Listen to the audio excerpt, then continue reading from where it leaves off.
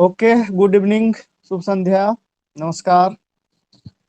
हम लोग मुगल श्रृंखला में आज हम लोग अंतिम मुगल बादशाह जो प्रमुख रूप से थे औरंगजेब के बारे में जानेंगे। और औरंगजेब के बाद जो लेटर मुगल्स हुए, उत्तरवर्ती मुगल शासक, उनके बारे में भी हम लोग सरसरी निगाह से आज अध्ययन करेंगे। मुगल काल के अंतिम और छठे महत्वपूर्ण मुगल बादशाह के रूप में हम लोग औरंगजेब को पाते हैं। पिछले क्लास में मैंने चर्चा की थी कि शाहजहां को मुमताज महल से कुल 14 बच्चे हुए, जिसमें 4 पुत्र और 3 पुत्री जीवित रह पाए।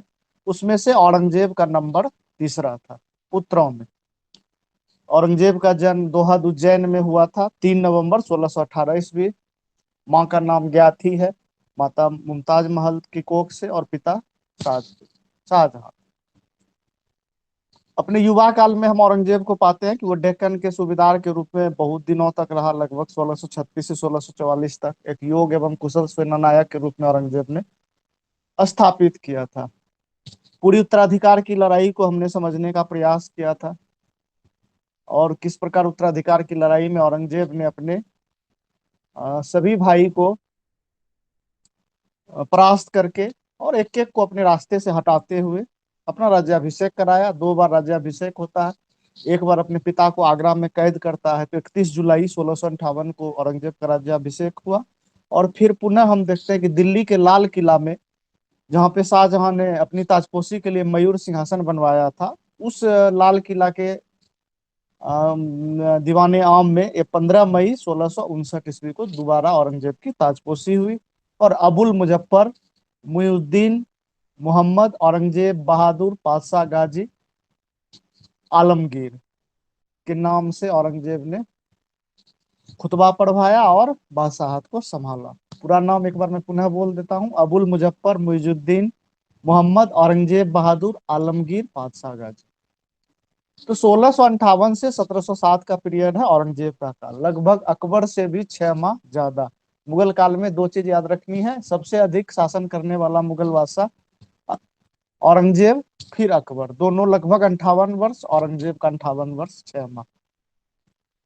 मैरिटल स्टेटस में 4 विवाह। औरंगजेब एक कट्टर सुन्नी मुसलमान था, और अकॉर्डिंग टू इस्लाम उसने 4 विवाह किया, जिसमें 2 बेगम प्रमुख रूप से प्रसिद्ध हुई। पहली दिलरास बानो बेगम, 18 मई 1636 को विवाह हुआ था, जिनको हम लोग राबिया बीवी कहते हैं। राबिया बीवी का मकबरा अभी आपको औरंगाबाद में मिलेगा। वो फारस के राजघराने की शहजादी थी, और अहमदनगर में मोटे तौर पर राबिया बीवी का मकबरा। उदयपुरी महल कामबख्श की माँ थी, ये भी एक प्रसिद्ध बीवी थी। कहा जाता है कि औरंगजेब अपनी इस पत्नी से डरता था। तो मुगल काल का सर्वाधिक साम्राज्य विस्तार औरंगजेब के समय में हुआ, क्योंकि उसकी एक पॉलिसी थी। उसने अपना एम एंड ऑब्जेक्टिव्स डिसाइड किया था कि दारुल हर्ब को दारुल इस्लाम, काफिरों के देश भारत को इस्लामी राज्य में परिवर्तित करना चाहता था। गद्दी संभालने के बाद औरंगजेब का साम्राज्य विस्तार शुरू होता है। इस करीब में आप देखिएगा, 1661 ईस्वी में औरंगजेब ने कूच बिहार के राजा प्रेम नारायण को पराजित करके अधिकार कर लिया। 1662 ईस्वी में कामरूप असम चक्रध्वज को पराजित किया। 1669 से 89, लगभग ये 20 साल का फासला। 1669 से 89 जाटों का विद्रोह हुआ था औरंगजेब के समय में, समय समय पर। जाट जाट का ओरिजिन हम लोग समझ सकते हैं, भरतपुर है। भरतपुर में जाट राज का उत्कर्ष हुआ था। और गोकुला जाट के नेतृत्व में जाटों का उत्कर्ष हुआ था। तो ये हसन अली मुगल सेनापति थे। उन्होंने तिलपत के मैदान में गोकुला जाट को पराजित करके मार डाला था। इसके बाद जाटों का विद्रोह शुरू हुआ। राजा राम 1685-86 में, मैंने चर्चा भी की, बार बार अकबर के मकबरे को लूटता है, कब्र तोड़ता है, और उसकी हड्डियों को उसने जलाया। चूड़ामन चूड़ामन जाट ने भरतपुर में स्वतंत्र जाट राज्य की स्थापना की थी। और बाद में आप देखिएगा कि बाद के शासक में बदन सिंह या सूरजमल जाट अत्यधिक प्रसिद्ध हुआ। यानी कि हम कह सकते हैं कि औरंगजेब के समय में जाटों ने अपनी स्वतंत्र सत्ता की लड़ाई लड़ी, और भरतपुर जाटों द्वारा शासित रियासत थी। राजस्थान की प्रमुख रियासतें हम लोग देख सकते हैं। इसमें दो तीन चीज आपको याद रखनी है कि शाहपुर राजस्थान की सबसे छोटी रियासत थी।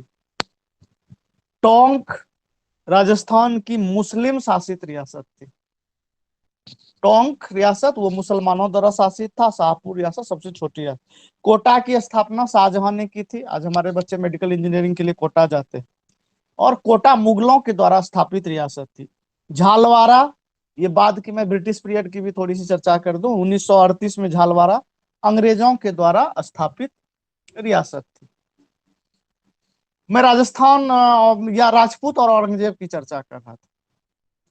औरंगजेब के समय में जो प्रमुख राजपूत राज वही थे जो अकबर के समय में थे, जहांगीर के समय में थे। पहला नाम आता है मारवाड़। मारवाड़ राजस्थान की सबसे बड़ी रियासत। मैंने ये उत्तराधिकार के युद्ध की चर्चा की थी। उत्तराधिकार के युद्ध में औरंगजेब के विरुद्ध में मारवाड़ के राजा जसवंत सिंह ने धर्मत के युद्ध में दारा का पक्ष लिया था, लेकिन इस युद्ध में दारा पराजित हुआ था। उसके बाद औरंगजेब जसवंत सिंह से नाराज हो जाता है, तो जसवंत सिंह वापस मेहरानगढ़ के किले में वापस आ जाता है। और हालांकि दारा की मौत के बाद जसवंत सिंह वो औरंगजेब के पक्ष में आ गया था, किंतु औरंगजेब जसवंत सिंह से काफी नाराज था। बाद में यही देखिएगा कि 1658 ईस्वी में अफगानिस्तान में जसवंत सिंह की मृत्यु हो जाती। लेकिन जसवंत सिंह शाहजहां के समय में प्रमुख सेनापति थे और उन्होंने मुगल सेना को लीड किया। जसवंत सिंह का भाई था अमर सिंह। तो जसवंत सिंह के भाई अमर सिंह के पौत्र इंद्र सिंह को 36 लाख रुपए के बदले में मारवाड़ मिला। किंतु जो जसवंत सिंह की मृत्यु हो गई थी ये अफगानिस्तान के जामरूद से जसवंत सिंह की रानी और पुत्र अजीत सिंह वापस आ जाते हैं। और वापस आने पर दोनों को नूरगढ़ किले में दोनों को कैद कर लिया जाता है। आपने दुर्गादास राठौर का नाम सुना होगा। दुर्गादास राठौर, जिनको राठौर का यूलिसेज कहा जाता है। याद रखिएगा, ये सवाल आता है। राठौरों का यूलिसेज दुर्गादास राठौर। तो दुर्गादास राठौर, मुकुंद दल, मिंची और रणछोड़ ने मिलकर अजीत सिंह को नूरगढ़ के किले से वापस छुड़ाया। और एक आपने गोराधाई का नाम सुना होगा, वो अजीत सिंह का पालन पोषण करती है। उसको हम लोग मारवाड़ की पन्नाधाई कहते हैं, गोराधाई को। तो मारवाड़ और मुगलों के बीच में लगभग 30 वर्ष युद्ध चलता है, 1617 से 1707 ईस्वी तक, जब तक कि औरंगजेब की मृत्यु नहीं हो जाती। हालांकि बाद में अजीत सिंह जब शासक बनता है तो दुर्गादास को ही उसने राज्य से निकलवा दिया। और बाद में मेवाड़ के अमर सिंह द्वितीय ने अजीत सिंह के विरोध के बावजूद भी दुर्गादास को रामपुरा की जागीर दे दी। दुर्गादास की मृत्यु उज्जैन में होती है और वो क्षिप्रा नदी के किनारे हो गई। और उनकी दुर्गादास की समाधि आपको तात्या टोपी की समाधि है उज्जैन में, क्षिप्रा नदी के किनारे, उन्हीं के बगल में उनकी समाधि। यही मारवाड़ है। आप बाद में अजीत सिंह देखिएगा कि अजीत सिंह की पुत्री से बालात विवाह करता है फर्रुखसियर। और फर्रुखसियर को अंधा बनाने में भी अजीत सिंह की बड़ी कॉन्स्पिरेसी रही। उसको हम लोग जब लेटर मुगल्स पढ़ेंगे तो वहां चर्चा करेंगे। मेवाड़ भी प्रमुख रियासत थी। मेवाड़ के साथ औरंगजेब का क्या संबंध रहा? मेवाड़ राजस्थान की सबसे प्राचीन रियासत थी। प्रमुख शासक में हम लोग वहां पाते हैं राज सिंह। राज सिंह वही राज सिंह जिसने अभी भी राजस्थान का एक प्रसिद्ध झील है राजसमंद झील, उसका निर्माण करा। तो 1679 ईस्वी में औरंगजेब ने दोबारा जजिया कर को रिस्टोर कर दिया, दोबारा हिंदुओं पर जजिया कर को लाया। और सबसे पहले राजपूत शासकों में किसी ने अगर जजिया का विरोध किया, औरंगजेब का विरोध किया, तो वह मेवाड़ के शासक राज सिंह ने किया।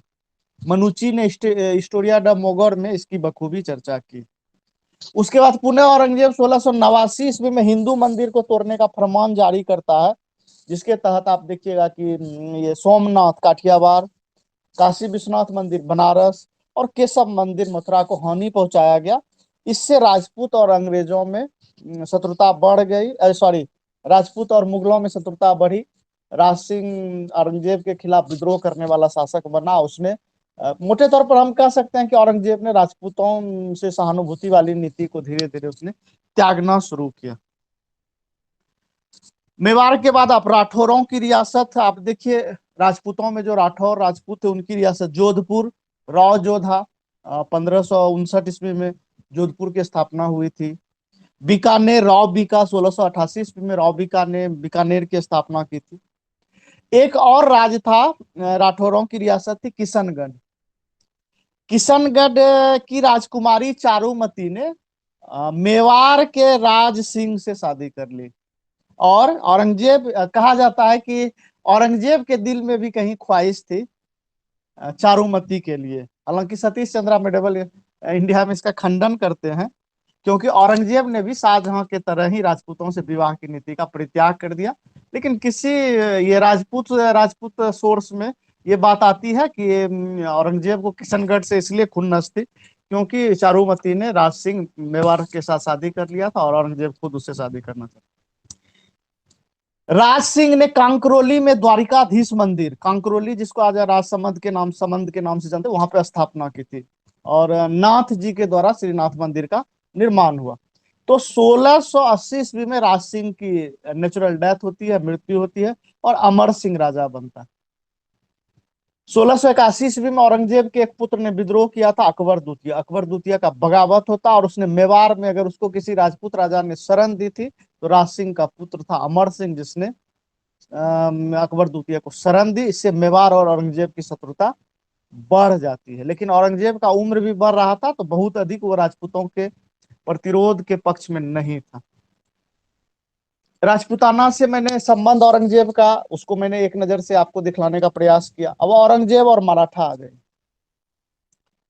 मराठा साम्राज्य की सीमा मुगलों से लगती थी और 1663 में अ, औरंगजेब ने अपने मामा शाइस्ता खां को बुलाया था पुणे का गवर्नर बना के कि शिवाजी उदंड है, उसको आप बेलगाम है, उस पर आप काबू कीजिए। और रात्रि के वक्त सोते समय शिवाजी महाराज ने उसके काफिले पे हमला करके उसकी 3 उंगलियां काट दी। शाइस्ता खां किसी तरह जान बचा के भागा। 1664 में बार बार शिवाजी सूरत की बंदरगाह को लूट लेता है। सूरत की बंदरगाह का संबंध मैंने कहा था जहानारा बेगम के साथ था, और यही कारण बना कि औरंगजेब ने शिवाजी महाराज को अरेस्ट किया था। सूरत बंदरगाह का बार बार लूटा जाना, सूरत बंदरगाह से जो एनम इनकम थी वो शाहजहां ने अपनी बड़ी पुत्री जहानारा बेगम के नाम कर दी थी। उसके कॉस्मेटिक्स, मेंटेनेंस, ज्वेलरी, इन सब वो सूरत बंदरगाह की सारी है। तो सूरत बंदरगाह का बार बार शिवाजी महाराज के द्वारा लूटा जाना, ये जहानारा बेगम इससे काफी नाराज थी और अपने भाई पर वह दबाव बनाई थी किसी तरह वो शिवाजी महाराज को दंडित करे। और इसीलिए आप देखिएगा कि हर तरह के समझौते करने के प्रयास किए गए और अंत में आमेर के ही राजा मिर्जा जय सिंह को भेजा गया कि आप जाइए शिवाजी महाराज को बुला कर लाइए और उनको समझाइए, वो हम हमसे मित्रता कर ले, हम उन्हें मनसबदार बना देंगे। और एक संधि होती है मिर्जा राजा जयसिंह और शिवाजी महाराज के बीच में। 11 जून 1665 ईस्वी को एक संधि होती है जिसे हम पुरंदर की संधि कहते हैं। और मिर्जा राजा जयसिंह ने शिवाजी को इस संधि के लिए मनाया। मराठों के लगभग 35 में से 23 किले मुगलों को दे दी गई और शिवाजी महाराज को आगरा आने का निमंत्रण मिला। शिवाजी को 5,000 का मनसबदार बनाने की तैयारी थी कि इनको अगर ये समझौता होता है तो इनको 5,000 का मनसब प्रदान किया जाए। औरंगजेब का जन्म समारोह था और उसी अवधि में शिवाजी महाराज को आगरा बुलाया गया था। वो बड़े मतलब शौक से गए थे कि बादशाह सलामत को कुछ उपहार लेकर भी गए। लेकिन शिवाजी अपने आप को मुगल दरबार में अपमानित पाए। उनको मनसबदारों की तीसरी पंक्ति में खड़ा कर दिया गया। शिवाजी की नसें क्रोध से तन गई। वो अपने आप को वो प्रथम पंक्ति में स्थान चाहते थे जहां पर मुगल उमेरा वर्ग, उलेमा उमेरा वर्ग खड़े थे। लेकिन उस पंक्ति में इनको स्थान नहीं दिया गया। इनको मुगल अधिकारी के तीसरे कतार में। शिवाजी अपमानित महसूस किए, भुजाएं फरकने लगी। इसी बीच हरम के पर्दे से जहानारा बेगम दरबार में प्रकट हुई, ओपन कोट पर्दा हटा के अपने भाई को कहती है कि गिरफ्तार करो इस शिवा को। शिवाजी महाराज अरेस्ट हो जाते हैं। मैंने आपको बताया किस तरह से फिर वो फल फूल की टोकरी में अपने एक हमशक्ल ही हिकोजी या हीरोजी नामक हमशक्ल को बिठाकर वो औरंगजेब की कैद से फरार होते हैं। फिर उन्होंने मुगलों के साथ तबाही मनानी शुरू कर दी। हालांकि उनको बंदी बनाया गया था, मिर्जा राजा जय सिंह के भवन में ही कैद कर लिया गया था, और एकोजी हमशक्ल की मदद से वो लोग आगरा से भाग गए। भागकर जब शिवाजी निकलते हैं तो 16 जुलाई 1674 ईस्वी को उनका राज्याभिषेक होता है। उन्होंने मुगलों के छक्के छुड़ा दिए, सारे किले उन्होंने एक एक करके वापस लिए। अभी आपने मूवी भी देखी होगी, तान्हाजी अनसंग वॉरियर आई थी, और औरंगजेब और शिवाजी के बीच के डिस्प्यूट पर एक मूवी आई। औरंगजेब की मृत्यु 14 अप्रैल 1680 ईस्वी में हुआ था। उसके बाद उनके उत्तराधिकारी में हम देखते हैं कि संभाजी महाराज आते हैं, और यही 1681 ईस्वी में अमर सिंह ने भी उनको संभाजी को शरण दी थी, और अपने पिता के खिलाफ अकबर द्वितीय भाग रहा था कि वो उसे शरण मिले। तो 1681 में औरंगजेब के पुत्र अकबर द्वितीय को वह भाग कर वह संभाजी के पास भी गया था। वहीं से भागकर वो अपना ननिहाल, वो फारस चला जाता है, ईरान चला जाता है। चूंकि औरंगजेब की पत्नी दिलरास बानो बेगम वो फारस के शाह की पुत्री थी, तो 1704 ईस्वी में दिलरास बानो बेगम की मृत्यु वहीं फारस में हो जाती है, ईरान में। तो 21 मार्च 1689 ईस्वी को औरंगजेब ने संभाजी महाराज का कत्ल करवा दिया।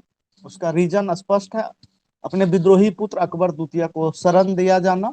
ये औरंगजेब को नागवार गुजरा, और संभाजी की हत्या के बाद मुगलों और मराठों में गहरी शत्रुता हुई, जो कि आप कालांतर में लंबे समय तक चलती रही। ये शत्रुता थमने वाली नहीं थी। मराठा और भी आक्रामक हो गए, और मुगलों के खिलाफ उन्होंने उग्र नीति का अवलंबन किया।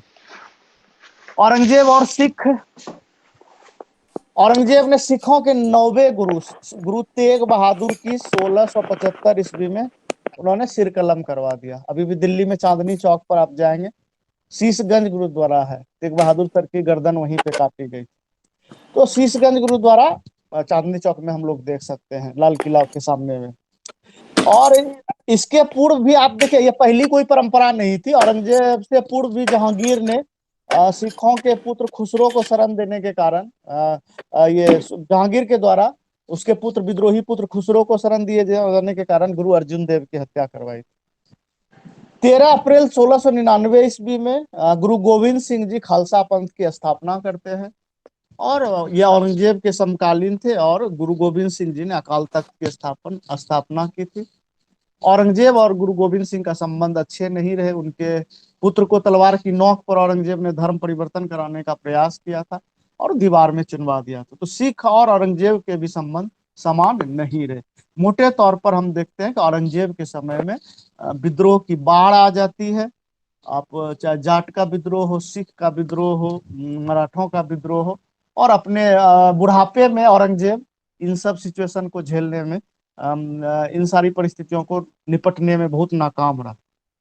औरंगजेब और दक्षिण भारत अभियान में अगर आप चले जाएं, तो लंबे समय तक औरंगजेब दक्षिण भारत के अभियान में उलझा रहा, और अत्यंत भागदौड़ के बाद वह बीमार पड़ जाता।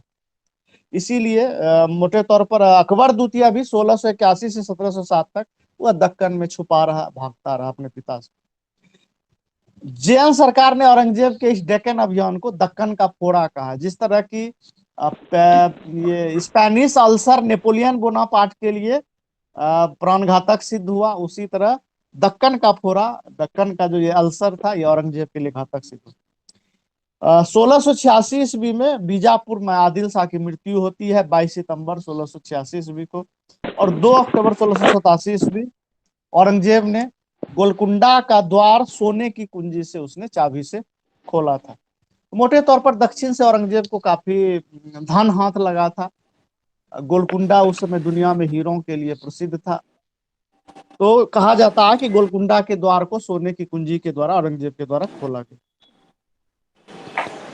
लंबे समय युद्ध अभियान में उलझने के कारण अत्यधिक भागदौड़ के बाद औरंगजेब बीमार पड़ता है, और 3 मार्च 1707 ईस्वी को औरंगजेब की मृत्यु होती है दौलताबाद में, महाराष्ट्र में। और वहीं पे आप देखिए, वही दौलताबाद जिसको मोहम्मद बिन तुगलक ने अपनी राजधानी के रूप में स्थापित किया गया था।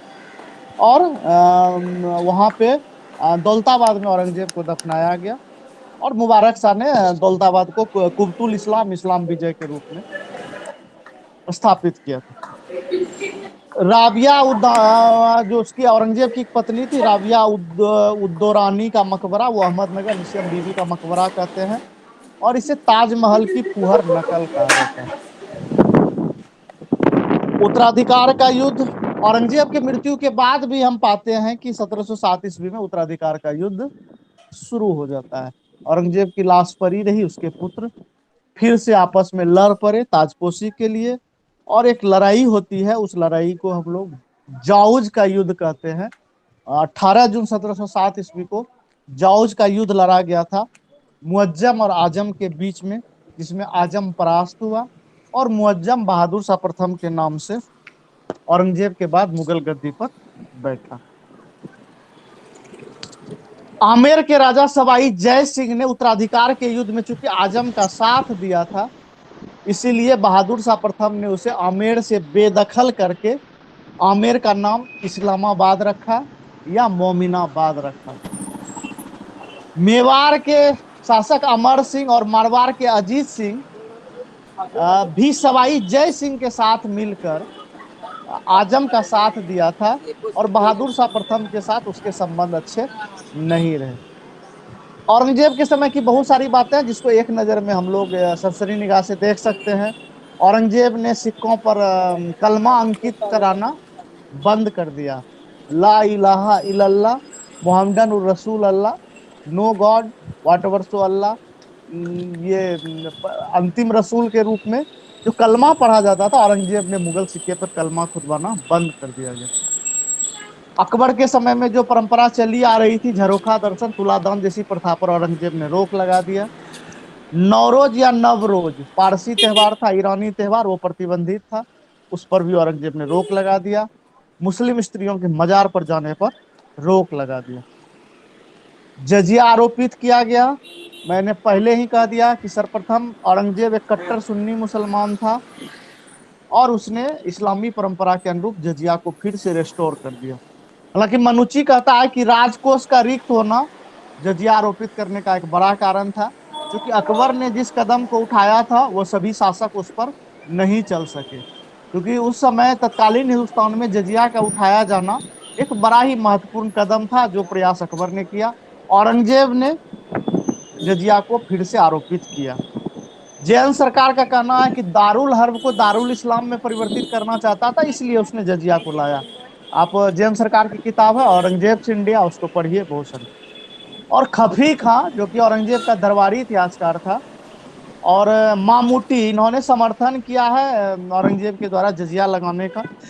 और कई इतिहासकारों का यह भी मानना है कि जजिया चूंकि उलेमाओं की राशि थी, जजिया का एक बड़ा भाग उलेमाओं को जाता था, यह उलेमाओं के लिए एक रिश्वत की तरह थी, तो उलेमाओं को खुश करने के लिए औरंगजेब ने जजिया को फिर से आरोपित। तो 1679 ईस्वी में हिंदुओं पर जजिया, हिंदू या गैर मुस्लिम पर जजिया आरोपित कर दिया गया। और चूंकि जजिया औरंगजेब द्वारा क्यों शुरू किया गया, जो अकबर ने समाप्त किया, इस पर बहुत सारी डिबेट्स थी जो मैंने आपके सामने रखी। औरंगजेब का दरबारी इतिहासकार था खफी खां। खफी खां ने, एक साउंड हो रही है, लगता है किसी का फोन खुला है, आप उनको म्यूट कर लें। उसको म्यूट कर लें, नहीं तो थोड़ा सा क्लास में डिस्टरबेंस हो रहा है, चेक कर लें किनका फोन खुला हो। औरंगजेब का दरबारी इतिहासकार खफी खां। खफी खां की एक रचना है मुंतखाब उल लुबाब, जो उन्होंने औरंगजेब से, वो अपने इतिहास को लिखवाने का विरोधी था औरंगजेब, इसलिए यह पुस्तक औरंगजेब की मृत्यु के बाद प्रकाशन में आई है, मुंतखाब उल लुबाब। और मामूटी की किताब थी तारीखे औरंगजेब, तारीखे मामूरी की किताब थी तारीखे औरंगजेब, जो औरंगजेब कालीन इतिहास की हमें जानकारी देता। एकमात्र पुस्तक का संकलन औरंगजेब के समय में हुआ था, वह थी फतवाए आलमगीरी।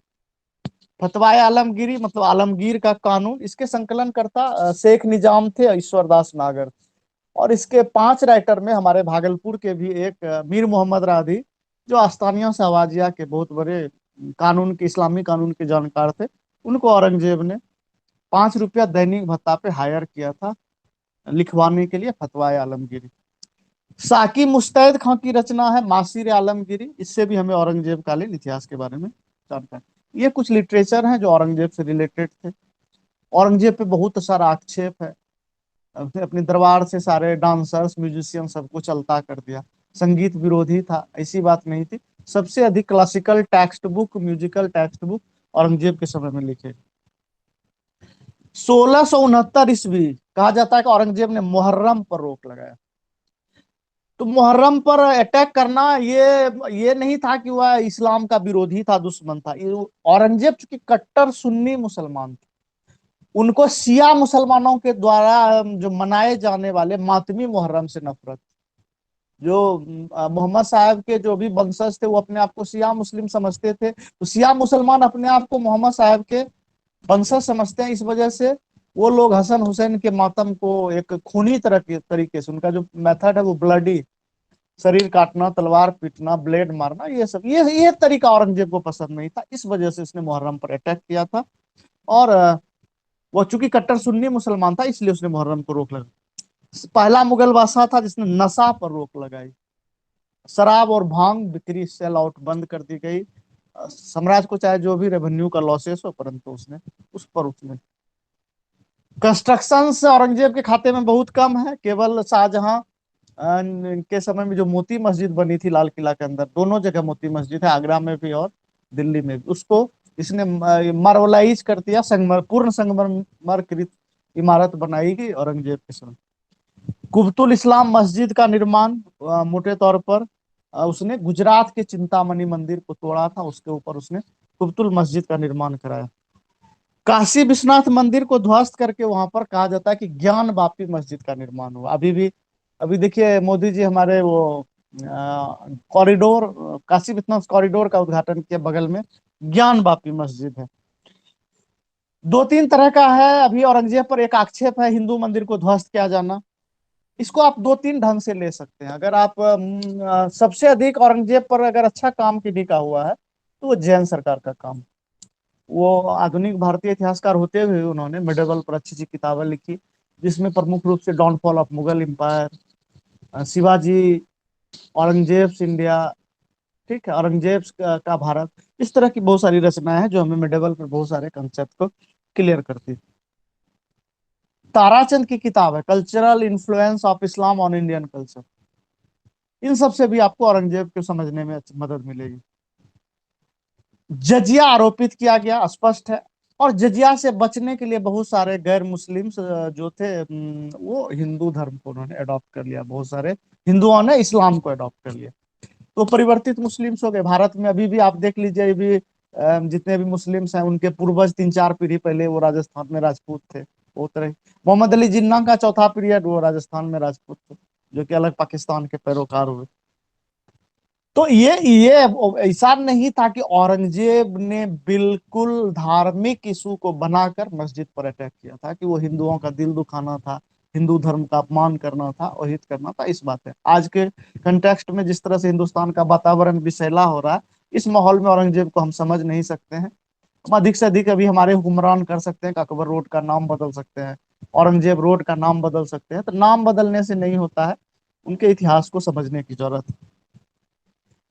तो इन हिंदू मंदिरों में पुनः शुद्धि आंदोलन चलाया जा रहा था, पुनः मुसलमान को शुद्ध करके हिंदू बनाकर वापस, जिस तरह से आप देखिएगा कि इनके द्वारा, दयानंद सरस्वती के द्वारा शुद्धि आंदोलन चला। तो औरंगजेब को ये बात एक नागवार गुजरी कि मैं हिंदुस्तान का ही हुकूमत हूँ, हुक्मरान हूँ, और मेरे आदेश के अगेंस्ट में ये लोग, इनकी हिम्मत कैसे हुई फिर से इनको धर्म परिवर्तित करके इनको हिंदू बनाया जाना। और इसी गुस्से में औरंगजेब ने उन मंदिरों को अटैक किया जहां पर इस तरह के शुद्धि आंदोलन करके मुसलमान को पुनः हिंदू बनाकर वापस हिंदू धर्म में लाया जाता था। बिल्कुल कोई धार्मिक इशू नहीं है। काशी विश्वनाथ का तो अभी एक मॉडर्न रिसर्च, तरह तरह के इंटरनेशनल पब्लिकेशंस आ रहे हैं कि किस तरह से औरंगजेब बनारस गंगा पार करके वो अभियान में था, और बनारस में उसकी सेना रुकी थी। वहीं पे राजपूत सरदार भी थे, उनकी जो पत्नियां थी बेगमात, वो पूजा करने चली जाती हैं। एक राजपूत सरदार की पत्नी वापस नहीं आती है, औरंगजेब ने आदेश दिया खोजने का। तो वो जहां पे बाबा विश्वनाथ के मंदिर के तहखाने में मृत पाई गई, पंडों ने उसके साथ व्यभिचार किया था। औरंगजेब को नागवार गुजरा, उसने बाबा विश्वनाथ के शिवलिंग को उखड़वाया कि ये जगह अब आपके रहने की नहीं है, ये नापाक जगह है। उखाड़ कर उसने प्लेस चेंज कर दिया, मंदिर को डिमोलिश करा दिया। पंडों का कत्लेआम का, इस तरह के रिसर्च आ रहे हैं कि औरंगजेब ने काशी विश्वनाथ को तोड़ने का उसका ये रीजन था। दिल्ली के लाल किले में मैंने कहा सफेद संगमरमर से मोती मस्जिद का औरंगजेब ने निर्माण कराया। कहा जाता है संगीत विरोधी, नृत्य विरोधी, परंतु मैंने स्पष्ट कहा कि सबसे अधिक म्यूजिकल टेक्स्ट बुक औरंगजेब के समय में लिखे गए। 1689 में हिंदू मंदिरों को तोड़ने संबंधित फरमान उसने जारी किया था। हिंदू मंदिर तोड़ने का कारण धार्मिक बिल्कुल नहीं था, ये इसका पॉलिटिकल रंजिश थी, राजनीतिक रूप में हम इसको देख सकते हैं कि किस तरह से यहाँ पर उन्होंने ये मंदिर तोड़ने का आदेश जारी किया, किस कंटेक्स्ट में मंदिर को तोड़ा। औरंगजेब केवल हिंदुओं के लिए कट्टर नहीं था। कहा जाता है औरंगजेब में बहुत ज्यादा धार्मिक कट्टरता थी। मैंने मान लिया धार्मिक कट्टरता थी, मैंने पहले भी कहा इस मामले में वो अपने पिता शाहजहां से प्रभावित था। और स्पष्ट बीपी सक्सेना की किताब है हिस्ट्री ऑफ शाहजहां पहली, वो कहते हैं कि Aurangzeb orthodox policy, Shah Jahan was anticipator of orthodox policy of Aurangzeb. अगर औरंगजेब शाहजहां ने खुसरो को मारकर गद्दी हासिल कर, तो औरंगजेब ने भी अपने तीनों भाई को निपटा के गद्दी हासिल की, कौन सा उसने गुनाह कर दिया? अगर आप फल बबूल का लगाएंगे तो आम पाने की उम्मीद कर सकते हैं? नहीं कर सकते। लेकिन मुसलमानों के लिए भी औरंगजेब को पीरे दस्तगीर कहा जाता था। पीरे दस्तगीर, जिसको हम लोग जिंदा पीर कहते हैं। मुसलमानों के आचरण के लिए पदाधिकारी नियुक्त करता था। मुहस्सिब नामक एक आचरण पदाधिकारी हुआ, वो मुसलमानों के पैजामे की लंबाई नापता था, उसके दाढ़ी का माप मेजरमेंट क्या है, बेढंगा तो नहीं है, इस तरह के आचरण पदाधिकारी को उसने अपॉइंट किया था। मुस्लिम महिलाओं के मजार पर रोक लगाई, मुहर्रम पर रोक लगाया। तो हिंदू के लिए जो भी कट्टर रहा हो, लेकिन वो मुसलमानों के लिए भी इनको इनको जिंदा पीर कहा जाता है। औरंगजेब पहला बादशाह था जिसने मरते वक्त कहा था मैं अकेला ही आया था और अकेला ही जा रहा हूं। औरंगजेब की सबसे एक मजेदार बात है, औरंगजेब की वसीयत का जिक्र करते हैं ताराचंद, जो मैंने पुस्तक आपको बताया, cultural influence of Islam on Indian culture. Aurangzeb कभी नहीं चाहता था कि मेरे मरने के बाद मेरे ऊपर एक बड़ी सी मजार तामीर कर दिए, बड़ा सा मकबरा। उसे निजामुद्दीन औलिया के तरह उसने अपने पुत्रों से कहा था मैं मरूं तो मुझे खुले आसमान में दफना, मैं इंटरेक्शन करना चाहता हूं अपने नूरे खुदा से। लेकिन उसके पुत्रों ने नहीं माना, औरंगाबाद में बड़ी पत्थर लाद दी उसके शरीर के ऊपर। बसियत की मैंने चर्चा की, बसियत औरंगजेब मरा तो उसने बसियत लिख छोड़ा था। उसकी एक सेवा करने वाली आया थी, तो वह कहता कि आया बेगम के पास मेरी गाढ़ी कमाई के 400 रुपये जमा है, अगर मैं मर जाऊं तो 300 रुपये दरिद्र नारायण में भोज करना और 100 रुपये मेरे कफन दफन में। पहला बादशाह था हिंदुस्तान का। और दिल्ली सल्तनत में एक और सुल्तान इसी तरह के हुए थे, बलबन, जो कभी राजकीय राज खजाने का दुरुपयोग नहीं करते। आज हमारे जहां पर ना मोदी जी औरंगजेब के कट्टर आलोचक हैं या जो भी है, लेकिन औरंगजेब ने राजकोष का दुरुपयोग नहीं किया। वो अफगानिस्तान से काजू मंगाकर रोटी नहीं खाते थे औरंगजेब, प्रतिदिन कुरान की प्रतियां लिखा करता था, उसकी नीलामी होती थी बादशाह के कुरान की, उसकी आय से वह खाता था। प्रतिदिन टोपी बिना करता था, उसने अपने राजकाज को 24 घंटे को 3 भाग में बांट दिया था। और 8 घंटा जो उसका था जिसमें वो धार्मिक कार्य से लेकर हिंदू, पहला, पांचों मुगल बादशाह को इस्लाम के रूल रेगुलेशन से कोई मतलब नहीं था। औरंगजेब पहला मुगल बादशाह था जो 5 वक्त का नमाजी था, वो इस्लाम के आचरण को उसने फॉलो किया, इसलिए औरंगजेब दुनिया की नजर में कट्टर कहलाया। तो जो बादशाह बसियत छोड़ा हो कि मेरे ऊपर कोई बहुत बड़ा ताम झाम नहीं करना, अभी हम लोग भी अपने घर में डेथ होती है तो 5 लाख खर्च कर देते हैं भोज के नाम पर, उस तरह का वो जिक्र नहीं करता। ये सादगी भरा वस्त्र पहनता था, कभी शरीर पर कोई जेवर धारण नहीं करता। तो ये वसीयत ताराचंद ने दी है कि मरने के बाद ये इस तरह के कार्य करना, 100 रुपये कफन दफन में दफना देना खुले आसमान में, और 300 रुपये से दरिद्र नारायण में भोज कर देना। जितना सरकार की किताब पढ़िएगा औरंगजेब के बारे में सारा कंसेप्ट क्लियर हो जाएगा, डिक्लाइन औरंगजेब इंडिया। अब औरंगजेब का देखते हैं कि डेथ होती है, पतन होता है, तो R S Sharma, sorry S R Sharma, Shri Ram Sharma की किताब है religious policy of Mughal, Liverpool, J N Sarkar, इन सब का मत क्या है कि औरंगजेब के डिक्लाइन में उसकी दक्षिण नीति, उसकी धार्मिक नीति और राजपूत नीति, लेकिन औरंगजेब के पतन का मुख्य कारण सतीश चंद्रा ने मेंशन किया है कि उसकी दक्षिण नीति, और दक्षिण नीति जो उसके लिए दक्षिण का फोड़ा हो गई, अल्सर हो गई। मिडावल एनसीईआरटी जो 11th वाली है पढ़िए, उसमें वो सतीश चंद्रा स्पष्ट कहते हैं कि जैसे स्पेन का फोड़ा नेपोलियन के लिए अल्सर था, उसी प्रकार दक्षिण का फोड़ा औरंगजेब के लिए नासुर बन गया, और उसका स्वास्थ्य दिन प्रतिदिन दक्षिण में उलझे रहने के कारण गिरता चला गया और अंत में वह मर जाता। हालांकि उसकी धार्मिक नीति भी इसके लिए जिम्मेदार थी। धार्मिक नीति के कारण ही राजपूत उससे नाराज हो गए। उसके सिखों के गुरु मरवाने के कारण सिख नाराज हो गए। शिवाजी महाराज के पुत्र संभाजी को मरवाने के कारण मराठा नाराज हो गए, मराठा। और इस तरह से हम देखते हैं कि जाट उससे नाराज होते हैं। औरंगजेब के समय में एक प्रकार से हम देखते हैं कि बाढ़ आ जाती है, विद्रोहों की बाढ़ आ जाती है। तो अगर मोटे तौर पर प्रोफेसर इरफान हबीब, प्रोफेसर सतीश चंद्रा, अतहर अली, शिरीन मुसवी, इन सब ने मुगल साम्राज्य के पतन को दीर्घावधिक प्रक्रिया माना है, कि कोई एक दिन की घटना नहीं थी, एक लंबी प्रक्रिया थी। इसमें मुगल साम्राज्य पतन हुआ, औरंगजेब की भी एक भूमिका थी, औरंगजेब की भी रिस्पॉन्सिबिलिटी थी। औरंगजेब चूंकि उसने धार्मिक उदारता की नीति को, कहा जाता है, लोगों ने आक्षेप लगाया कि त्याग दिया, इसके कारण हिंदू नाराज हो गए, राजपूत नाराज हो गए, सिख हो गए, जाट नाराज हो गए। औरंगजेब का अगर मूल्यांकन कीजिएगा तो बादशाह में अपनी गाढ़ी कमाई से भरण पोषण करने वाला बादशाह। हालांकि मैं ये नहीं कह रहा हूँ कि उसके परिवार का खर्च भी वही चलाता था।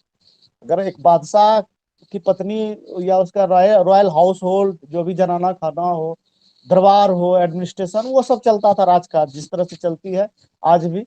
मोदी जी कोई अपने जेब से 85,000 का प्लान तो नहीं खरीद लिए हैं, वो भारत सरकार का पैसा है। 2 लाख की घड़ी बरसाचे पहनती है, ये कोई उनकी अपनी गाढ़ी कमाई नहीं। तो ये इस तरह की बातें नहीं है। मतलब एक बादशाह जो व्यक्तिगत जीवन में खुद कमाकर खाता था, इतने बड़े पद पर रहने के बाद, ये मेरा इशारा था। टोपी बिनना, 5 वक्त नमाज पढ़ना, कुरान शरीफ लिखना। औरंगजेब के लिखे हुए कुरान शरीफ का एक प्रति भागलपुर में भी है, खानका पीर दमरिया में। कभी भागलपुर आइएगा, उस पे सोने की कैलीग्राफी की गई। सच्चरित बादशाह कोई नशा नहीं करता था, सादगी तरक भरक से दूर रहने वाला, एक सादा अचकन और पैजामे टोपी में जीवन व्यतीत करता था। सिर्फ टोपी पर वो एक कलगी लगी होती थी। संगीत विरोधी, नृत्य विरोधी। दरबार से सारे नर्तकों की छुट्टी दे दी गई। मुहर्रम प्रतिबंधित कर दी गई, होली प्रतिबंधित कर गई। बनारस की घटना, धर्म परिवर्तन करा, बहुत सारे बातें औरंगजेब के समय में आती है। होली पर भी अटैक किया गया औरंगजेब, कहा कि हिंदू धर्म के फेस्टिवल। होली पर क्यों अटैक किया गया, कभी हमने सोचा? आज भी अगर हमारे समाज में सभ्य लोग होली से बचते, होली बदरंग हो जाती है जब होली में आप गंदे गंदे गीत गाते हैं, भद्दे भद्दे मजाक करते हैं, केरोसिन, जले हुए मोबिल, मिट्टी, इनका उपयोग करते हैं। तो मुगल जो होली का स्वरूप आज है, वही होली का स्वरूप मुगल काल में भी था। औरंगजेब को इस तरह के त्योहार से नफरत थी, इसलिए उसने होली को बैन किया था। क्योंकि होली जितनी बलगर आज है, उतनी ही बलगर मुगल काल में। औरंगजेब पर आक्षेप बहुत सारा है। एक बनारस की घटना थी कि औरंगजेब के किसी सेनापति ने एक ब्राह्मण की बेटी को बहुत परेशान किया, विवाह कर लो, उठा, इस तरह। कहा जाता है, कहीं मैंने पढ़ा था एक आर्टिकल, कि औरंगजेब के पास वो फरियाद लेके जाती है, मुझे डर है, मुझे मेरी इज्जत चली जाएगी, आपको मैं अपना भाई मानती हूँ। औरंगजेब ने प्रण लिया था कि जब तक मैं तुम्हारी रक्षा ना कर लूं, तब तक मैं पानी का एक घूंट नहीं पीऊंगा। और भेष बदल कर वह स्वयं जाता है, अपने सेनापति, उस जो भी उसका लेफ्टिनेंट था, उसको वह दंडित करता है। ऐसी बात नहीं थी कि औरंगजेब बहुत उन्मादी था और इस तरह के डिसीजन, दंडित करता है, और अपनी एक तरह से उसने हिंदू धर्म बहन की वो रक्षा भी करता है। ऐसा नहीं कि औरंगजेब ने मंदिर तोड़ा है, बहुत सारे मंदिर को डोनेशंस भी दिए गए हैं। मंदिर तोड़ने का कारण राजनीतिक था, बादशाह के आज्ञा के विरुद्ध मंदिर में कुछ कार्य हुए, इस कारण उसने तोड़ा, कोई धार्मिक। औरंगजेब पर एक आक्षेप लगा कि उसने अकबर और जहांगीर के समय से जो नीति चल रही थी राजपूतों के प्रति, उसको त्याग दिया, राजपूतों की अनदेखी की। तो मिर्जा राजा जय सिंह और जसवंत सिंह को औरंगजेब के समय में ही सबसे महत्वपूर्ण जिम्मेदारी मिली थी। सबसे अधिक हिंदू, विशेषकर राजपूत मनसबदार औरंगजेब के काल में ही हुए, 32%, जो कि मुगल काल का सबसे हाईएस्ट स्कोर था। इतना हिंदू मनसबदार अकबर के समय में नहीं। शाहजहां के बाद किस राजपूतों को अगर सबसे अधिक वतन जागीर दी गई तो औरंगजेब के समय में दी गई। सख्त न्यायप्रिय शासक था। अकबर द्वितीय बागी शाहजादा को सहयोग करने पर उसने अपनी पुत्री को भी, जेबुनिसा बेगम को कैद में मरना पड़ा था। बेटी को कॉन्स्पिरेसी के तहत अरेस्ट किया 1702 में, वो कैद में मर गई उसकी बेटी जेबुनिसा बेगम। तो औरंगजेब ने अकबर से भी बड़ा मुगल साम्राज्य अपने उत्तराधिकारियों के लिए छोड़ा था, जिसे उसके अयोग्य उत्तराधिकारी संभाल नहीं सके। जैन सरकार कहते हैं कि जब सोने को ही जंग लग गई तो लोहा की क्या औकात। तो मुगल साम्राज्य का वह युग, औरंगजेब का युग, जिसमें शाही दरबार की तड़क भड़क, अमीर उमेराओं की साज सज्जा, धन संपत्ति, विकसित कलाएं, ताजमहल जैसी भव्य इमारतों के कारण भारत ने विश्व को चकाचौंध कर दिया था औरंगजेब से पहले वाले मुगल शासकों। औरंगजेब के साथ ही यह तड़क भड़क भी हम पाते हैं कि समाप्त हो गया। वो ग्लोरी जो 6 मुगल बादशाह के दौर में थी, वो ग्लोरी हमें बाद में चमक दिखाई नहीं पड़ती है। और मुगल साम्राज्य का पतन भारतीय इतिहास की अत्यंत महत्वपूर्ण घटना है। इसीलिए मोटे तौर पर हम लोग पाते हैं औरंगजेब के साथ ही मुगल साम्राज्य को हम लोग ने डिक्लाइन मान लिया, और उत्तरवर्ती मुगल शासक को हम लोग अर्ली मॉडर्न इंडिया के बिगिनिंग फेज में पढ़ते हैं। और मोटे तौर पर मानते हैं कि यहीं से औरंगजेब की मौत के बाद ही एक मजबूत, जो एक सेंट्रलाइज गवर्नमेंट ऑफ इंडिया थी, मतलब एक मजबूत शासन तंत्र था, वो समाप्त हो जाती। औरंगजेब 1707 ईस्वी में मर जाता है। 1707 के बाद जो 1857 का काल है मुगल इतिहास में, उसमें उत्तरवर्ती मुगल शासक बैठते हैं, जिसको उत्तरोत्तर मुगल काल कहा गया, और शासकों को लेटर मुगल्स। तो 3 मार्च 1707 ईस्वी तो भारतीय इतिहास में एक नवीन युग की शुरुआत हुई। औरंगजेब का मृत्यु होना और यहाँ से युग परिवर्तन का एक संकेत होता है। हालांकि ये मैं नहीं कह रहा हूँ कि औरंगजेब मर गया तो अब किसी ने नगारा बजा दिया कि आज से मध्यकालीन भारत समाप्त हो गया, कल से हम लोग आधुनिक भारत में जा रहे हैं, ऐसी कोई बात नहीं थी। मैंने कहा कि एक मजबूत सिस्टम जो थी, शासन का एक तंत्र था, वो कोलैप्स कर गया। उसके बाद जो लेटर मुगल्स आते हैं उनके काल को हम लोग एक नए ढंग से देख सकते हैं। औरंगजेब के पुत्र में हम लोग 5 पुत्र को पाते हैं। मोहम्मद सुल्तान, इसकी मृत्यु बहुत पहले ही हो चुकी थी। अकबर द्वितीय, अकबर द्वितीय ऐसा कुपूत था जो कि अपने पिता की नीति का प्रबल विरोधी था, औरंगजेब की नीति का वह प्रबल विरोधी था। और वो शाह जो राजकुमारी थी राबिया उद दौरानी, उनकी वो मानता थी, सॉरी, उसके अकबर की नीति, सॉरी, औरंगजेब की नीति का उसने प्रबल विरोध किया, मारा गया। कामबख्श, कामबख्श को औरंगजेब ने बीजापुर का सूबेदार नियुक्त किया था। मुअज्जम, मुअज्जम को काबुल का सूबेदार नियुक्त किया था। और आजम को गुजरात का सूबेदार नियुक्त किया था। औरंगजेब की पुत्री जेबुनिसा बेगम 1702 ईस्वी में कैद में ही मरी। अकबर द्वितीय को वह गुप्त रूप से अपने पिता के खिलाफ षड्यंत्र में मदद कर रही थी। वो पत्र औरंगजेब ने पकड़ लिया और उसका सारा भंडाफोड़ हो गया, और बेटी को उसने अरेस्ट किया 1702 में। किसी भी इंटरफेयर के बाद औरंगजेब ने अपनी पुत्री को कैद से रिलीज नहीं किया, कैद में ही मारी गई। और इसके कारण औरंगजेब अपने ससुर शाहनवाज खां को भी दंडित करता है अपने बेटे के कॉन्स्पिरेसी के कारण। दूसरी बेटी थी जेतुनिसा बेगम। तो उत्तराधिक, जैसे औरंगजेब की मृत्यु 3 मार्च 1707 ईस्वी को होती है, तो 2 पुत्र मुख्य रूप से बचे थे, मुअज्जम और आजम। मुअज्जम और आजम के बीच में भी उत्तराधिकार की लड़ाई शुरू होती। अभी मैंने कहा था जाऊज का एक युद्ध हुआ था 8 जून 1707 ईस्वी को, तो इसमें आजम पराजित हुआ। इस युद्ध में आजम का जिसने जिसने साथ दिया, औरंगजेब उसका दुश्मन हो गया। पहला नाम आमेर का आता है, सवाई जय सिंह। आमेर से इसको बेदखल कर दिया औरंगजेब ने। आमेर का नाम बदलकर मोमिनाबाद और इस्लामाबाद रखा। और मुअज्जम, आप देखिएगा कि वह किस नाम से शासक बनता है, बहादुर शाह प्रथम। मारवाड़ के अजीत सिंह के खिलाफ भी वह नाराज था। उसके बाद मेवाड़ के अमर सिंह के खिलाफ भी, ये तिकरी राजपूतों की थी, जिसने कि इस युद्ध में साथ दिया आजम का, उसका वह खिलाफ विरोधी हो गया। एक युद्ध होता है बीजापुर का युद्ध 13 जून 1709 ईस्वी में। इस युद्ध में औरंगजेब का एक और पुत्र था कामबख्श, जिसकी माँ थी ये राबिया उद दौरानी। उससे एक पुत्र था कामबख्श, वो भी मारा जाता है। तो मोटे तौर पर हम देखते हैं कि बहादुर शाह प्रथम जो मुअज्जम था वो बहादुर शाह प्रथम के नाम से गद्दी पर बैठता है। तो औरंगजेब के बाद पहला मुगल बादशाह बहादुर शाह प्रथम, उनका पीरियड 1707 ईस्वी से 1712 ईस्वी। सर सिडनी ओवेन जिन्होंने अंतिम मुगल्स, लास्ट मुगल्स, जिसके बारे में उन्होंने कुछ अच्छा लिखा है, वह बहादुर शाह प्रथम के बारे में कुछ चर्चा करता है कि अंत में सभी भाइयों को शिकस्त देकर मुअज्जम ने बहादुर शाह प्रथम के नाम से ताजपोशी कराई, गद्दी पर बैठा 65 वर्ष के उम्र में। 65 वर्ष की उम्र में हम लोग सेवा से रिटायर हो जाते हैं, 65 वर्ष की उम्र में बहादुर शाह प्रथम शासक बना। 1683 ईस्वी में संभाजी के पुत्र साहू जी को इसने मुगल कैद से आजाद कर दिया। संभाजी के पुत्र साहू जी को औरंगजेब ने कैद किया था और गद्दी पर बैठते इसने आजाद कर दिया।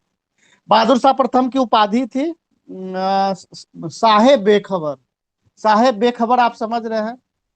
तो खफी खान लिखता है कि यह इसको राजकीय कार्य में बिल्कुल मन नहीं लगता था, राजकीय कार्यों के प्रति लापरवाह था और इसी कारण से इसको साहेब बेखबर की उपाधि दी गई। जजिया कर को बंद करवा दिया। सॉरी, गुरु गोविंद सिंह को इसने उच्च मनसब दिया, खिलवत प्रदान किया। और लगभग बहुत लंबा समय नहीं है बहादुर शाह प्रथम का, वह 27 फरवरी 1702 ईस्वी, 27 फरवरी 1702 ईस्वी बहादुर शाह बंदा बहादुर के विरुद्ध सैन्य अभियान किया था जब यह मुअज्जम युवराज था। तो मोटे तौर पर हम देखते हैं कि जब इसकी मृत्यु होती है 1712 ईस्वी में, तो 1 माह तक इसके शव को दफनाया नहीं जा सका, क्योंकि बहादुर शाह प्रथम के पुत्रों के बीच में भी सत्ता का संघर्ष शुरू हो गया। बहादुर शाह प्रथम के पुत्र थे जहांदार शाह, जहान शाह, अजीम उस्सान और रफी उस्सान। अजीम उस्सान वही है जो पटना का सूबेदार था और पटना का नाम 3 वर्ष के लिए अजीमाबाद रखा गया था, इसी अजीम उस्सान के नाम पर। तो 27 फरवरी 1700 ये मृत्यु हो जाती है 1712 ईस्वी में। और 1 महीने तक बेटा लड़ता रहा, पिता का शव इसी तरह आप देखिएगा कि लवारिस पड़ा रहा। और अंत में आप देखिएगा कि उत्तराधिकार के युद्ध में अजीम उस्सान ने रफी उस्सान और जहान शाह की हत्या करके वह मुगल सम्राट बनता है जहांदार शाह के नाम से। तो जहांदार शाह का शासनकाल बहुत लंबा नहीं है, 1712 से 1713, 2 वर्षों का रहा। अब देखिए मोटे तौर पर अब मुगल दरबार में कॉन्स्पिरेसी का दौर आता है, गुटबंदियां बननी शुरू हो गई। 4 तरह के गुट हमें दिखाई दे रहे हैं, ईरानी गुट है, तुरानी गुट है, सैयद बंधु है और इंडियन भारतीय मुसलमान अमीरों का एक अलग गुट है। इस तरह से गुटबंदी हुई और जो गुट हॉबी होता था वो अपने मन के बादशाह को उसने वो तैयार कर लेता था। प्रश्न भी आता है कि सबसे अधिक मुगल बादशाह किस गुट ने बनाए थे, तो सैयद बंधुओं ने शायद 6 मुगल बादशाह बनाए थे। तो ये प्रश्न भी आता है, ध्यान रखें। जहांदार शाह मोटे तौर पर इसका सिपहसालार के रूप में जुल्फी अली कार था, जो कि ये ईरानी बंधु था जुल्फी अली कार खां। मोटे तौर पर इसके समय में 1-2 बातें हमें दिखाई पड़ती है जहांदार शाह के समय में। इजारा व्यवस्था को लाया। इजारा व्यवस्था, इजारा मतलब फारसी शब्द ठेका होता है, भूमि को ठेके पर दिया जाना। और भूमि को ठेके पर देकर कृषकों पर जमींदारों ने अत्याचार शुरू किया, ये इसका एक ड्रॉबैक था। उपाधि, जहांदार शाह की उपाधि थी लंपट मूर्ख। लंपट मूर्ख कहा जाता था। और 11 फरवरी 1713 ईस्वी को जहांदार शाह की हत्या हो जाती है। इसके बारे में कथा भी बहुत प्रसिद्ध है कि लाल कुंबरी नामक दिल्ली की एक मशहूर अति सुंदर बेश्या थी, उससे वह प्रेम करता था और उस पर उसके आशिकी से रिझ कर उसने उसे एक हिंदुस्तान की मलिका बना दिया गया, ऐसा कहा जाता है। तो मुगल दरबार में जो गुटबंदी का प्रारंभ वो जहांदार शाह के समय में शुरू हो चुका था और गद्दी हासिल करने में चूंकि इसे मदद किया था जुल्फी अली खार खां, तो मदद किया था। तो जहांदार शाह ईरानी गुट के 2 अमीर जुल्फिकार खां और असद खां के हाथों की कठपुतली थी। दोनों ने मिलकर इसको अपने हाथों पे नचाया। जुल्फिकार खान ने जागीर और मनसबों का अंधाधुन जो बंटवारा चल रहा था उस पर उसने रोक लगाने का प्रयास किया। सवाई जय सिंह को मिर्जा की उपाधि दी गई जहांदार शाह के समय में, और मालवा का सूबेदार नियुक्त किया गया। मारवाड़ के राजा अजीत सिंह को राजा की उपाधि दी गई और उसको गुजरात का सूबेदार नियुक्त किया। मराठों ने इसी के समय में आके आप दक्कन में चौथ एवं सरदेशमुखी कर को उसने वसूला। तो जहांदार शाह किस गुट के हाथ का कठपुतली था? तो हम लोग कह सकते हैं कि यह ईरानी गुट के जुल्फिकार खां और असद खां के हाथों की कठपुतली था। बाद में 11 फरवरी 1713 ईस्वी को जहांगीरदार शाह की हत्या कर दी गई। याद रखना, लंपट मूर्ख था। लाल कुमरी नामक बेश्या को हिंदुस्तान की मल्लिका बना दिया, हिंदुस्तान की गद्दी पर आसीन कराया। और वो बहुत तरह के इसको खेल में आनंद आता था। एक बार वो नदी के किनारे बाग में बैठा हुआ था, जहाज भरी नाव जा रही थी। वो लाल कुमरी कहती है कि अगर अभी ये जहाज डूब जाए तो कैसा आनंद आएगा। तुरंत इसने अपने सैनिकों को आदेश दिया कि नाव को बीच पानी में पलट दिया जाए। पलटवा के लोग डूब रहे हैं, चीख रहे, चिल्ला रहे, तो दोनों आप समझ सकते हैं कि इससे बड़ा लंपट मूर्ख कोई दूसरा बात था नहीं था। बहुत मशहूर शराबी था, बाइन के हज में तैरता था, कुरान शरीफ को अपमानित किया, उसको फाड़ डाला, बहुत सारी बातें हैं, उन सब में हमको नहीं जाना। तीसरे मुगल बादशाह के रूप में हम लोग फर्रुखसियर को पाते हैं। उत्तरवर्ती मुगल शासक में तीसरे बादशाह में फर्रुखसियर थे। फर्रुखसियर का शासनकाल 1713 से 1719 ईस्वी था।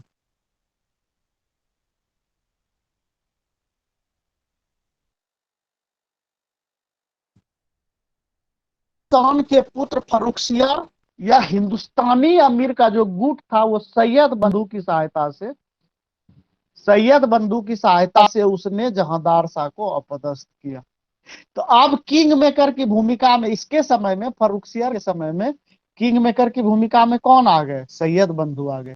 सैयद बंधु में दो नाम आता है, एक अब्दुल्ला खां जो मुगल साम्राज्य का वजीर अपॉइंट हुआ, प्राइम मिनिस्टर, और दूसरा हुसैन अली खां, वह मीर बख्शी जो सैन्य प्रधान का पद है, यानी कि प्रधान सेनापति।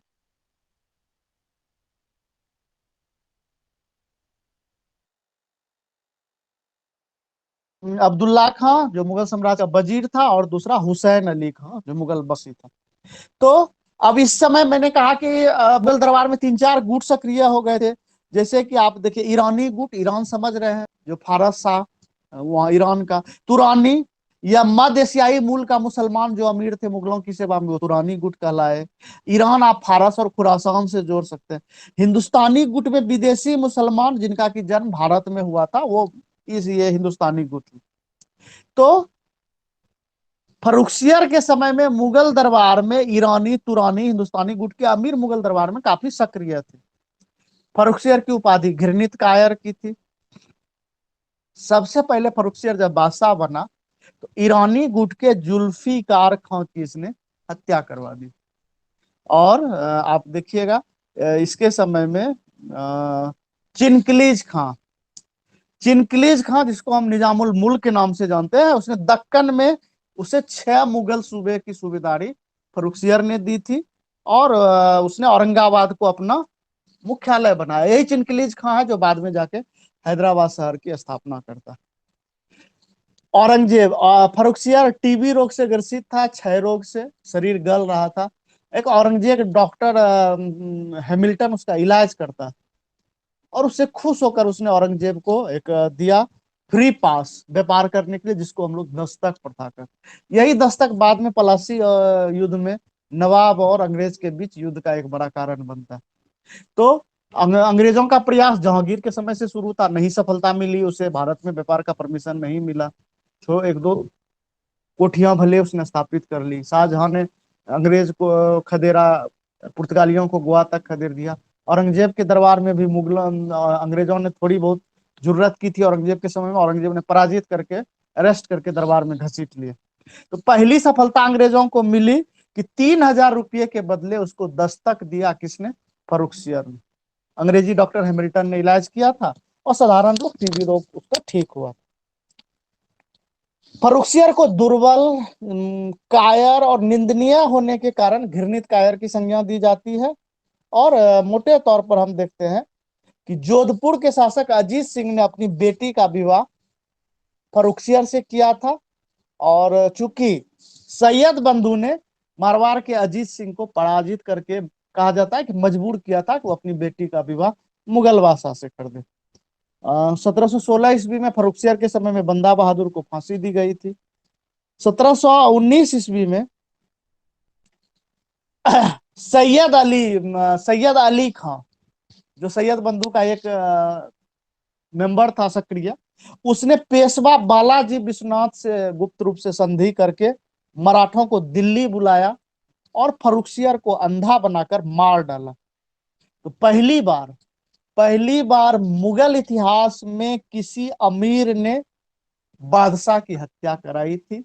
वह अमीर था सैयद हुसैन अली, मराठा को दिल्ली बुला के फर्रुखसियर को। अब इसमें दो तीन बात भी आती है कि 19 जून 1719 ईस्वी को फर्रुखसियर को अपदस्थ करके उसकी हत्या कर दी गई।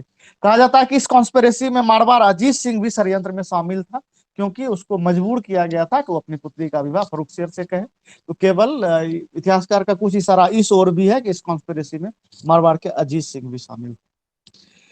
फर्रुखसियर के बाद मुगल बादशाह के रूप में रफी उद दरजात आते हैं। रफी उद दरजात तो ये 1919 में कुछ महीने के लिए 28 फरवरी से 4 जून 1919 तक, तो फरवरी से जून मोटे तौर पर 4 महीना सैयद बंधु ने मुगल बादशाह बनाया था इनको, और क्षय रोग से मरा। क्षय मतलब टीबी रोग से, और हुमायूं के मकबरे में ही दफना दिया गया। तो मात्र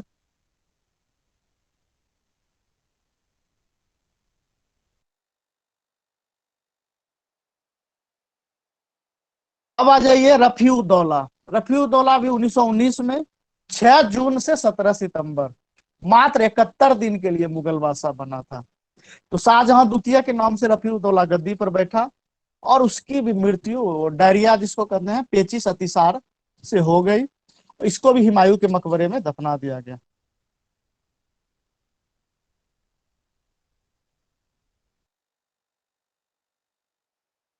शान के दोनों पुत्रों के मृत्यु के बाद शाहजहां द्वितीय यानी कौन, रफीउद्दौला के पुत्र रोशन अख्तर मुगल बादशाह बना सितंबर 1919 ईस्वी में। तो रोशन अख्तर किस नाम से मुगल बादशाह बना? मोहम्मद शाह के नाम से। मोहम्मद शाह का पीरियड लेटर मुगल्स में हम लोग 1719 से 1748 तक पाते हैं। तो मोहम्मद शाह का शासनकाल लंबा शासनकाल है। तो रोशन अख्तर, जो कि शाहजहां द्वितीय का पुत्र था, वह मोहम्मद शाह के नाम से गद्दी पर बैठा। किसके सहयोग से? सैयद बंधुओं के सहयोग से। इसीलिए मैंने कहा कि सैयद बंधु किंग मेकर की भूमिका में थे। लगभग 4 या 6 मुगल बादशाह उसने बनाए। 1722 ईस्वी में ये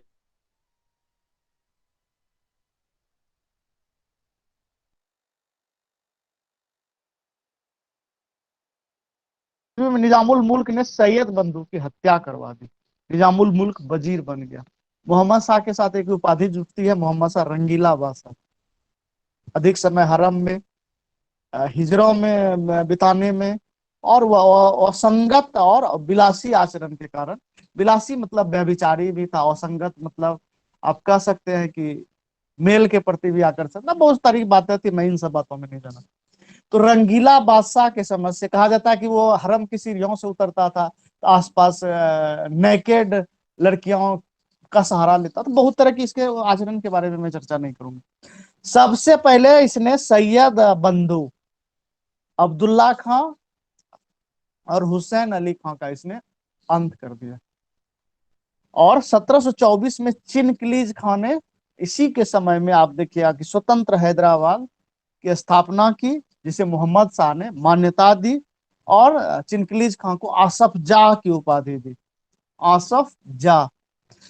1720 ईस्वी में मोहम्मद शाह ने जजिया कर को परमानेंट डिमोलिश कर दिया। हमेशा के लिए हिंदुस्तान के इतिहास में जजिया समाप्त हो गया। अब मोहम्मद शाह के दो प्रमुख वजीर थे।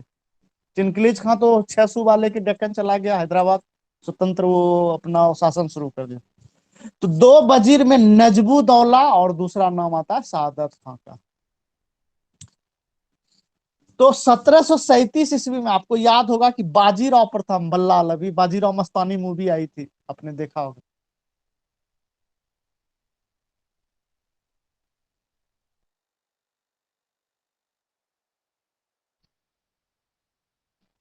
वह दिल्ली पर चढ़ बैठा। और मोटे तौर पर हम लोग देखते हैं कि जो लाल किला जो शाहजहां ने बनवाया था और मुगल बादशाह के बैठने के लिए बेदावल खां की मदद से जो उसने तख्ते तौस बनाया था, मयूर सिंहासन, जिसमें कोहिनूर हीरा को टाका। तो अंतिम मुगल बादशाह मोहम्मद शाही था, जो कि कोहिनूर ये इस आसन पर बैठने वाला, मयूर सिंहासन तख्ते तौस पर बैठने वाला अंतिम मुगल बादशाह। तो 1739 ईस्वी में ईरान का नेपोलियन, जिसको हम लोग ईरान का नेपोलियन, नादिर शाह का भारत पर आक्रमण हुआ।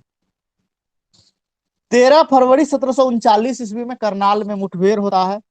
और मोहम्मद शाह का जो मीर बख्शी था, नजबुद्दौला, मीर बख्शी मतलब सैन्य प्रधान, नजबुद्दौला ने नादिर शाह को मना लिया कि 20 करोड़ रुपया आप वो ले लीजिए और आप वापस चले जाइए।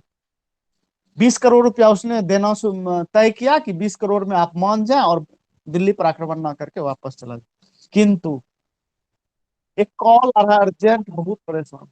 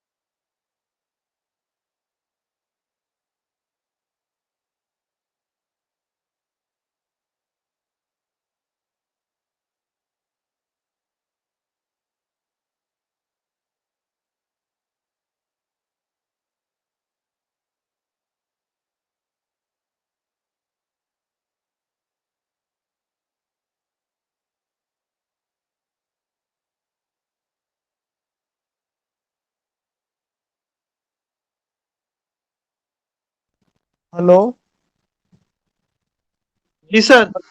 हाँ, फिर से मैं इतने कॉल आ रहे थे ना, परेशान हो गया, तो काट के मुझे करना। ठीक है। Hello. Yes sir, yes sir. हाँ, आवाज सुनाई पड़ रही। 1739 ईस्वी में हम लोग नादिर शाह का आक्रमण, तो जिसको ये नजबुद्दौला ने नादिर शाह को 20 करोड़ रुपया के बदले में वापस जाने के लिए उसने मना लिया था। किंतु सादत खां जो दूसरा वजीर था, सादत खां वही है जो बाद में जाके स्वतंत्र अवध की स्थापना करता है। तो सादत खां ने नादिर शाह को लोभ दिया कि क्या आप 20 करोड़ रुपया में मान गए। आपने मूवी देखी होगी ये, तो उसमें वो कहता है कि आपको 50 करोड़, अगर आप अभी दिल्ली पर आक्रमण कर। ये दोनों वजीर का जलन था, जो एक दूसरे के खिलाफ हुआ, एक दूसरे के खिलाफ उनमें आपस में जलन था। एक ने 20 करोड़ में उसको मना लिया वापस जाने के लिए, दूसरे ने लोभ दिया कि अगर आप दिल्ली पर आक्रमण करते हैं तो आपको 50 करोड़ लगेंगे हाथ। उसने उकसाया। और सादत खां मोटे तौर पर, जब नादिर शाह का दिल्ली पर आक्रमण हो जाता है, तो जो एक्सपेक्टेड था वो अमाउंट उसको हाथ नहीं लगा। उसने हर्जाने के रूप में सादत खां से 20 करोड़ रुपया मांगा नादिर शाह ने। कहा नहीं तो तुम्हें तबाह कर देंगे। तो न वो आत्महत्या कर लेता है, सुसाइड कर लेता है। तो दिल्ली पर नादिर शाह ने आक्रमण किए। और 57 दिनों तक वो नादिर शाह ने दिल्ली को जमकर लूटा। मयूर सिंहासन और कोहिनूर हीरा को लूट कर वह ले गया। मयूर सिंहासन आज भी ईरान में आपको ग्लेडिएटर म्यूजियम है, उस म्यूजियम में रखा हुआ। तो 1747 ईस्वी में नादिर शाह की मृत्यु हो जाती है। तो 7 मार्च 1739 ईस्वी, 30,000 लोगों का कत्ल नादिर शाह ने किया दिल्ली में। और दिल्ली में रक्त की नदियां बह गई। यह दो वजीर के अदावत का परिणाम था कि नादिर शाह का दिल्ली पर आक्रमण हुआ। एक ने 20 करोड़ रुपया का लोभ दिया, और दूसरे ने 50 करोड़ के लोभ में दिल्ली पर आक्रमण करवाया। और इस तरह से हम देखते हैं कि नादिर शाह ने दिल्ली को लूटा। और हम पाते हैं कि दिल्ली रक्तपात हुई, दिल्ली लाल हो गई। एक सेकेंड जरा सा। अरे इसको ले जाओ ना, हम क्लास में जुड़े हुए हैं, तुम लोग जाओ।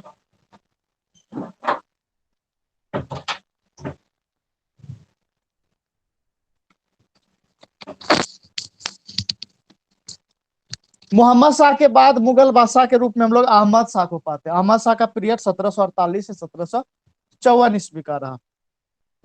अहमद शाह, राजमाता उधम बाई, बिलाए आजम, बिलाए आजम की उपाधि धारण। तो मोहम्मद शाह का पुत्र था अहमद शाह, और इसका वजीर हुआ सफदरजंग। सफदरजंग, आप दिल्ली में एक मोहल्ला भी है सफदरजंग। और इसके समय में आप देखिएगा कि मराठा सरदार मल्हार राव के सहयोग से इमादुल मुल्क वजीर बना। तो 1748 ईस्वी में, इसके समय में हम पाते हैं कि अहमद शाह अब्दाली का आक्रमण होता है। अहमद शाह अब्दाली, इसकी उपाधि दुर्रे दुरानी। दुर्रे दुरानी, आप जो पानीपत का तृतीय युद्ध अभी आपने हाल में, ये दुर्रे दुरानी युग का मोती। तो अहमद शाह अब्दाली का आक्रमण इसके समय में। 1749 ईस्वी में अब्दाली पंजाब के सूबेदार मोइनुल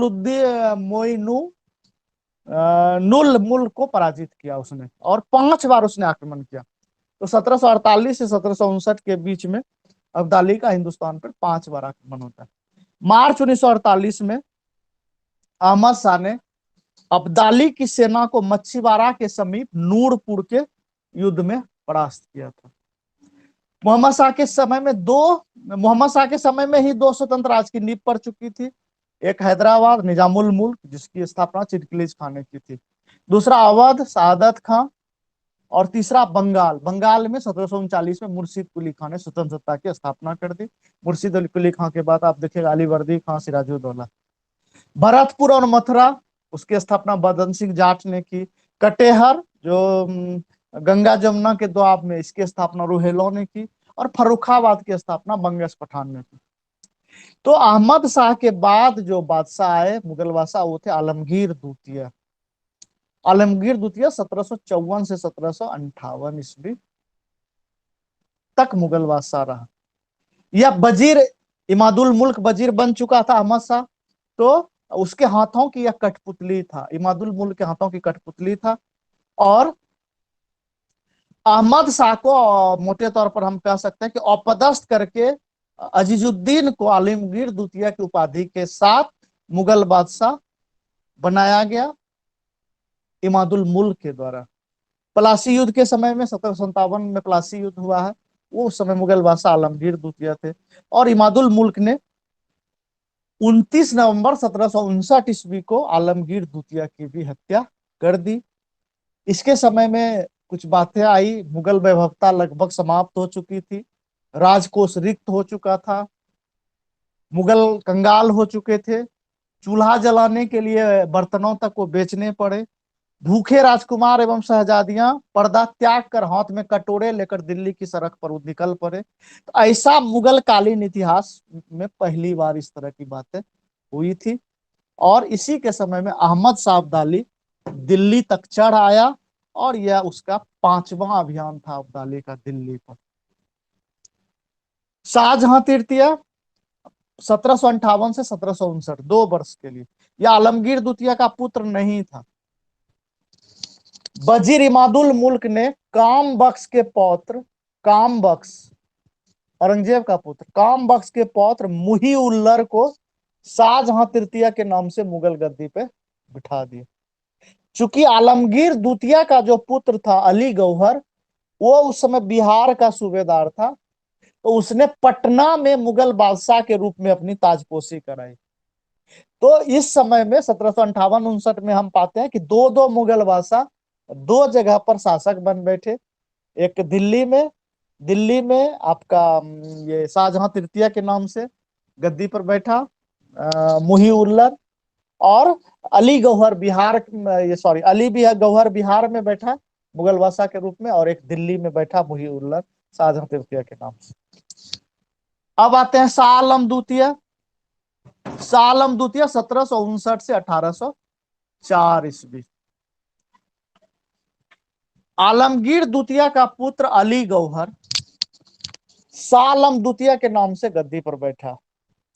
और पानीपत का तृतीय युद्ध 1661 ईस्वी में हुआ था, इसी के समय में। बक्सर का युद्ध 20 अक्टूबर 1764 ईस्वी में।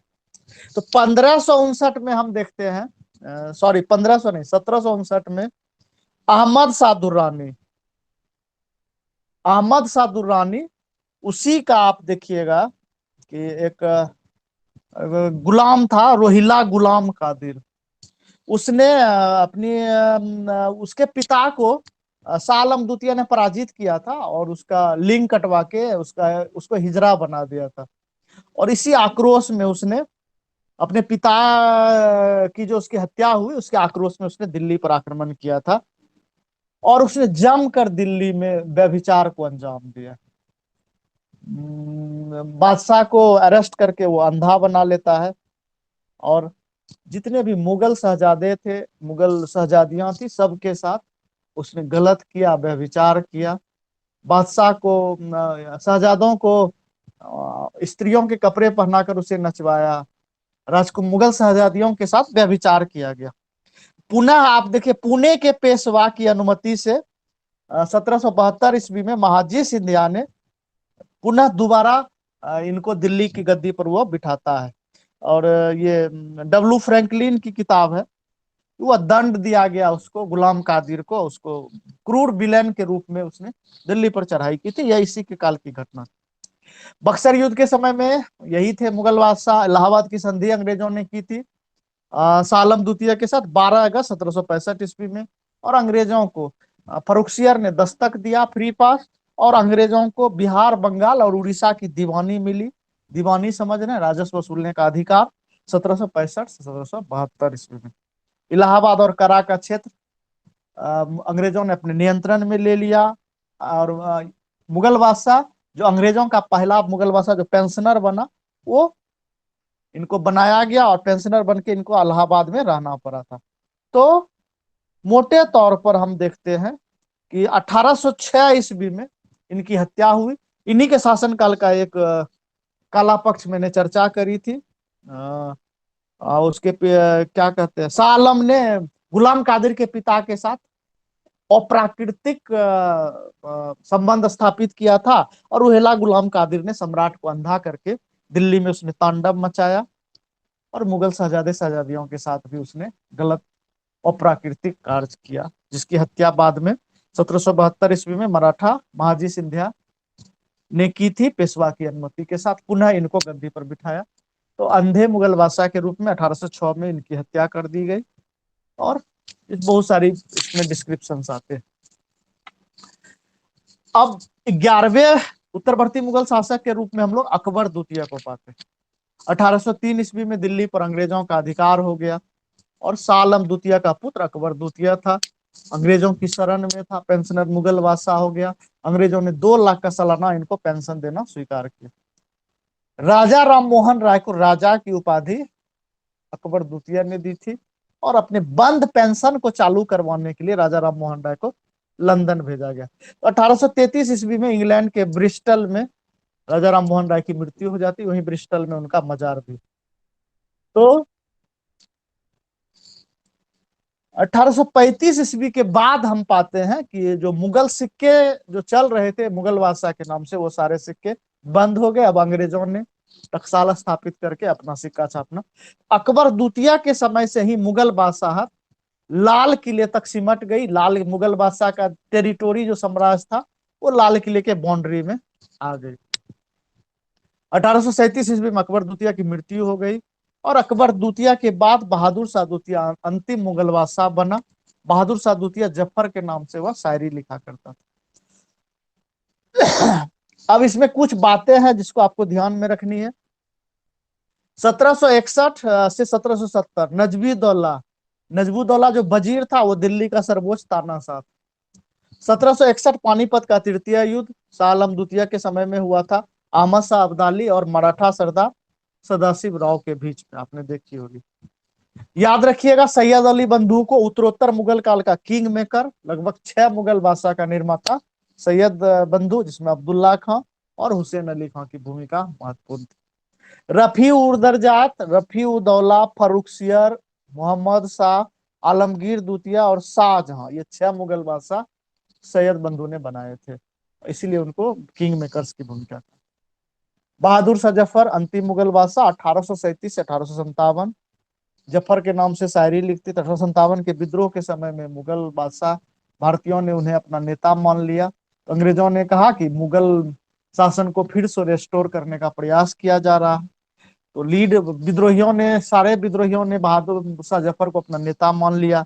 सिकंदर बख्त उसके सेनापति थे। मिर्जा इलाही बख्श के कारण आप देखिएगा कि बहादुर शाह जफर हुमायूं के मकबरे से गिरफ्तार हुआ। सुबह के नाश्ते के मेज में ब्रिटिश सेनापति हडसन ने उसके दोनों बेटों का सर कलम को करके थाल में सजाकर लाल कपड़े से ढककर उसके सामने करवा दिया।